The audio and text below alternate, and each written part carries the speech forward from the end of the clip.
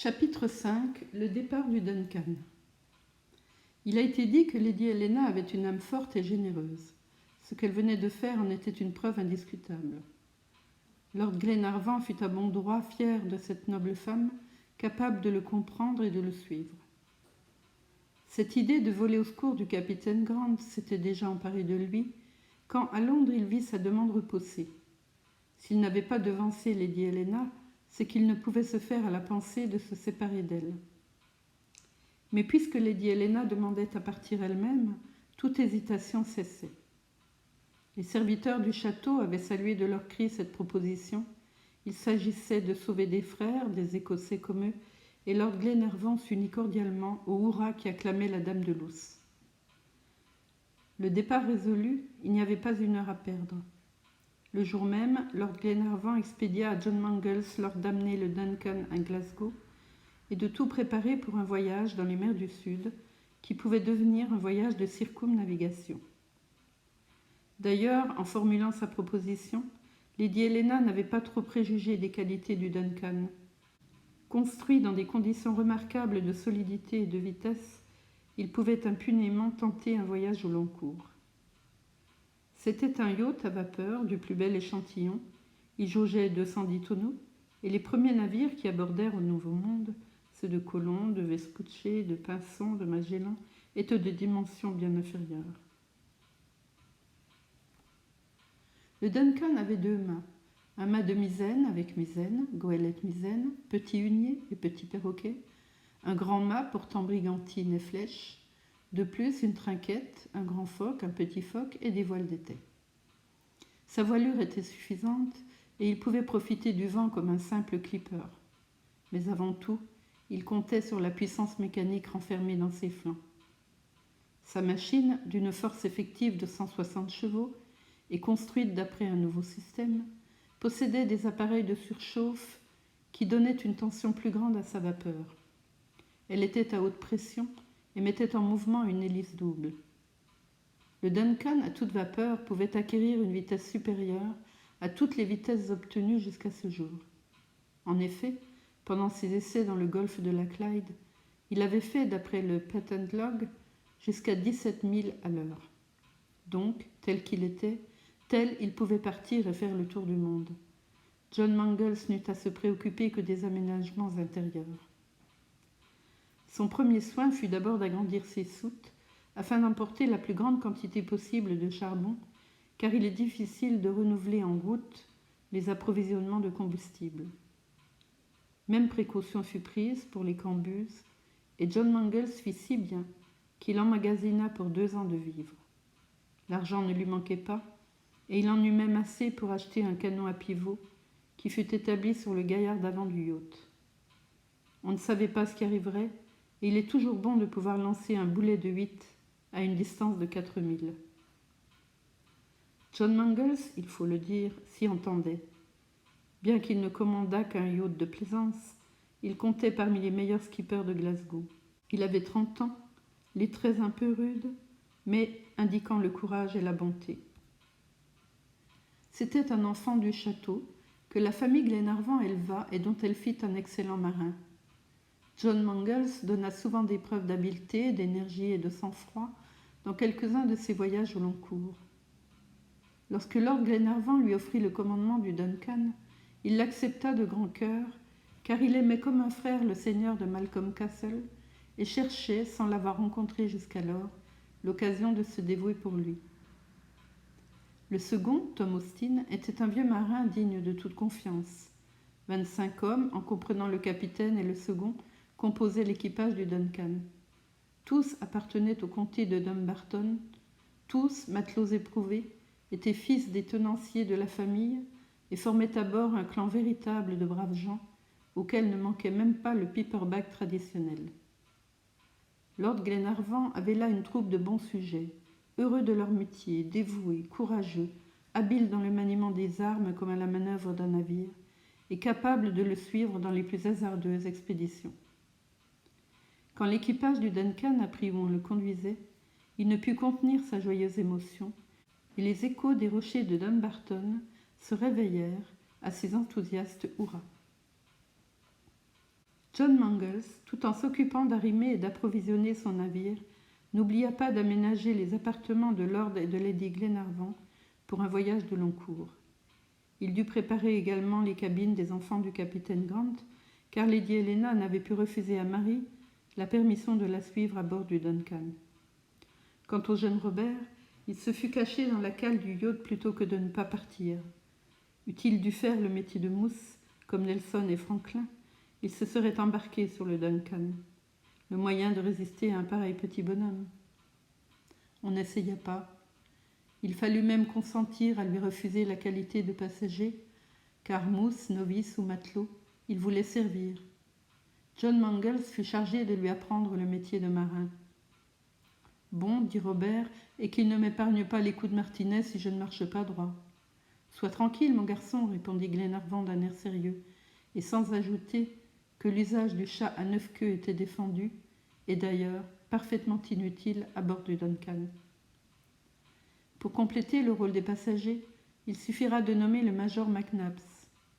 Le major était un homme âgé de 50 ans, d'une figure calme et régulière, qui allait où on lui disait d'aller, une excellente et parfaite nature, modeste, silencieux, paisible et doux. Toujours d'accord sur n'importe quoi, avec n'importe qui, il ne discutait rien, il ne se disputait pas, il ne s'emportait point.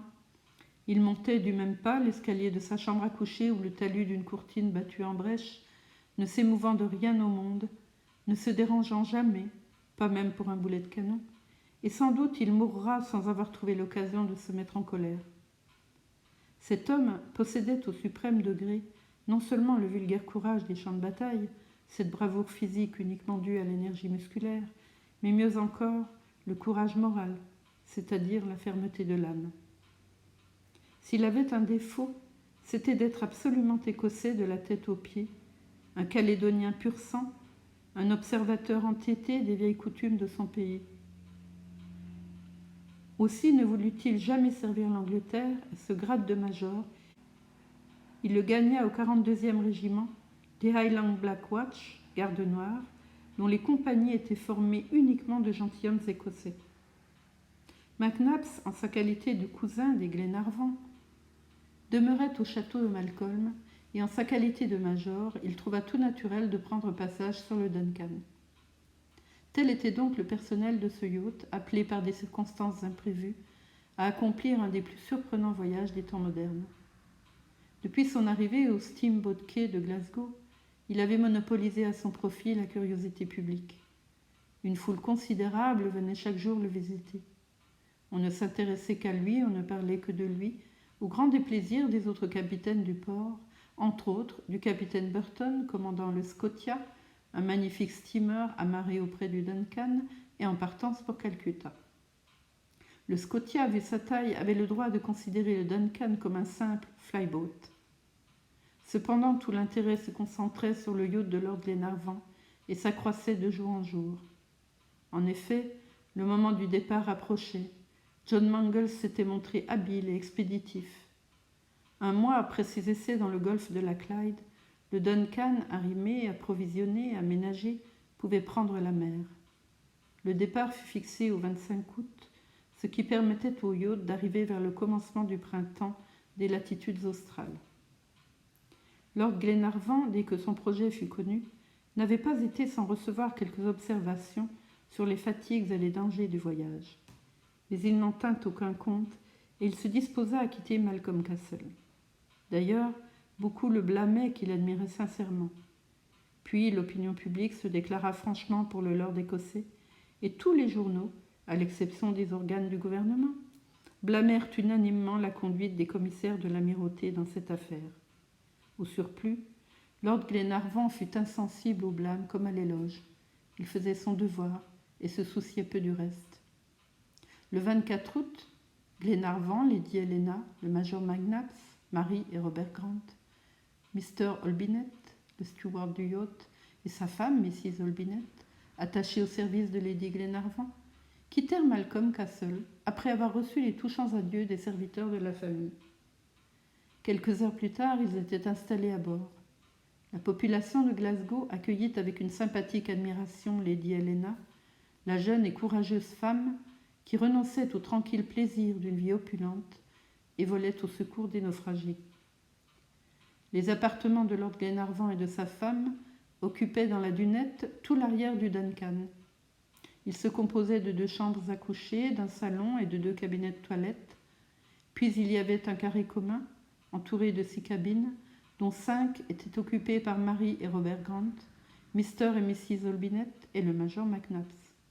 Quant aux cabines de John Mangles et de Tom Austin, elles se trouvaient situées en retour et s'ouvraient sur le tillac.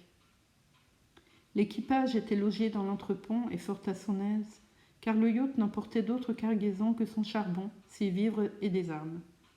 La place n'avait donc pas manqué à John Mangles pour les aménagements intérieurs, et il en avait habilement profité. Le Duncan devait partir dans la nuit du 24 au 25 août, à la marée descendante de 3 heures du matin. Mais auparavant, la population de Glasgow fut témoin d'une cérémonie touchante. À 8 heures du soir, Lord Glenarvan et ses hôtes, l'équipage entier, depuis les chauffeurs jusqu'au capitaine, tous ceux qui devaient prendre part à ce voyage de dévouement, abandonnèrent le yacht et se rendirent à Saint Mungo, la vieille cathédrale de Glasgow. Cette antique église, restée intacte au milieu des ruines causées par la Réforme et si merveilleusement décrite par Walter Scott, reçut sous ses voûtes massives les passagers et les marins du Duncan. Une foule immense les accompagnait. Là, dans la grande nef, pleine de tombes comme un cimetière, le révérend Morton implora les bénédictions du ciel et mit l'expédition sous la garde de la Providence. Il y eut un moment où la voix de Mary Grant s'éleva dans la vieille église.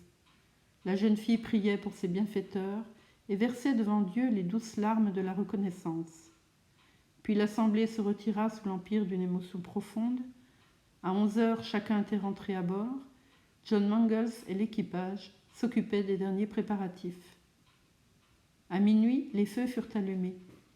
Le capitaine donna l'ordre de les pousser activement, et bientôt des torrents de fumée noire se mêlèrent aux brumes de la nuit.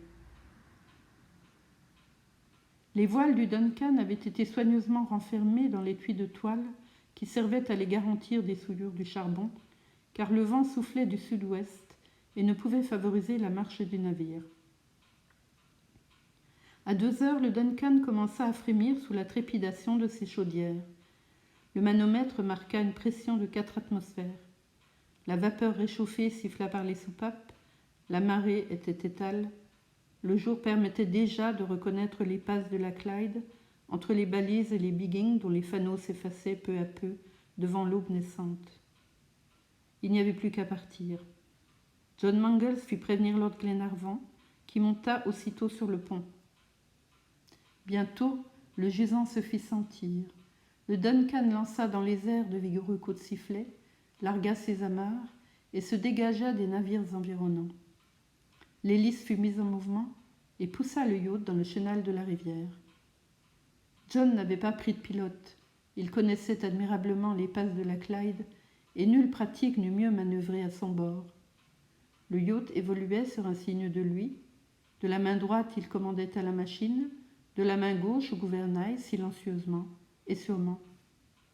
Bientôt, les dernières usines firent place aux villas élevées çà et là sur les collines riveraines, et les bruits de la ville s'éteignirent dans l'éloignement. 1 heure après, le Duncan rasa les rochers de Dumbarton. 2 heures plus tard, il était dans le golfe de la Clyde. À 6 heures du matin, il doublait le meule de Cantyre, sortait du canal du Nord et voguait en plein océan.